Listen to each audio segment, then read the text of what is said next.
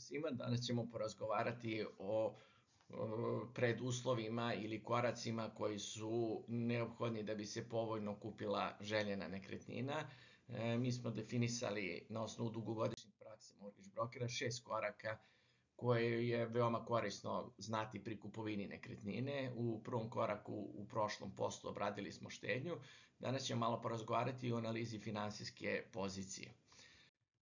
Finansijska pozicija je veoma bitna, to jest analiza je veoma bitna i pre svega se utvrđuje kupovna moć. Kupovna moć se sastoji iz kreditnog skora i odnosa prihoda i zaduženja. To je što je kreditni skor veći, pokazuje da ste pouzdaniji korisnik kredita. U Kanadi ovaj kreditni skor ide od 300 do 900 bodova, iznad 650 se smatra dobrim kreditnim skorom i postoje načini na koji se kreditni skor može podići, ali s obzirom da je to veoma kompleksna tema, to ćemo obraditi u posebnom postu. S druge strane, ukoliko imate više i stabilnije prihode i niži nivo zaduženja, vaša kupovna moć naravno bit će veća.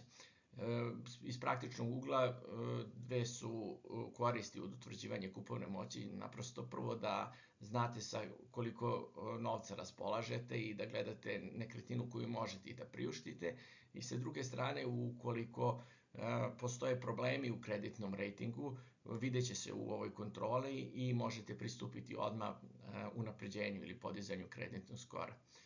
S druge strane, analiza opravdanih uslova kreditiranja, to je skrojenje kredita prema našim potrebama. Ukoliko odemo u banku, dobit ćemo jedan ili mali broj mogućih uslova kreditiranja, obično je to 25 godina trajanje kredita, i međutim veoma je važno da, s obzirom da ćemo dugi niz godina biti u kreditu i da se radi o visokim novčanim sredstvima, da naprosto uslove kredita prilagodimo našim potrebama. Prva stvar na koju obraćamo pažnju je naravno kamatna stopa, veoma je važno da kredit bude što jeftiniji. Međutim, pored kamatne stope postoje veliki broj drugih faktora koji su od značaja i koji, ukoliko ne definišemo na početku i ne uzmemo kredit koji je optimalan, kasnije vrlo često ne možemo da izmenimo te faktore, i ovde iz dugogodišnjih iskustva nabrojat ćemo samo neke od najvažnijih. Recimo, to je period otplate kredita.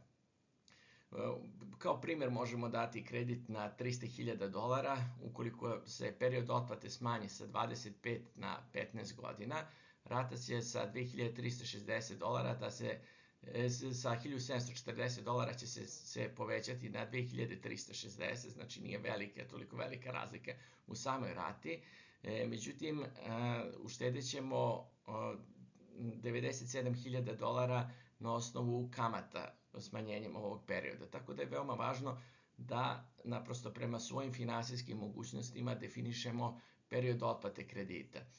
Druga veoma važna stvar i često se u praksi pojavljaju su troškovi izlaska iz kredita, i tu mogu da navedem primer devojke koja je upravo skorašnji primer, koja je završila fakultet i koja je našla kredit, kamatna stopa je odgovarala, međutim analizom smo utvrdili da postoji veoma velika verovatnoća selidbe, traženja posla, momak se nalazi u drugom gradu, tako da u ovom slučaju kredit koji je bio odabran i uslovi izlaska su bili veoma rigorozni, to jest troškovi izlaska su bili veoma visoki, tako da u ovom slučaju odabran je drugi kredit sa znatno povoljnijim i lakšim izlaskom iz kredita. Kao treći neki čest faktor koji se javlja i potreba za analizom je moguća potreba za finansijskim sredstvima nakon ulaska u kredit. Naime, finansiranje kroz mortgage je po pravilu najjeftinije, znači značajno jeftinije u odnosu finansiranja, recimo kreditnim karticama.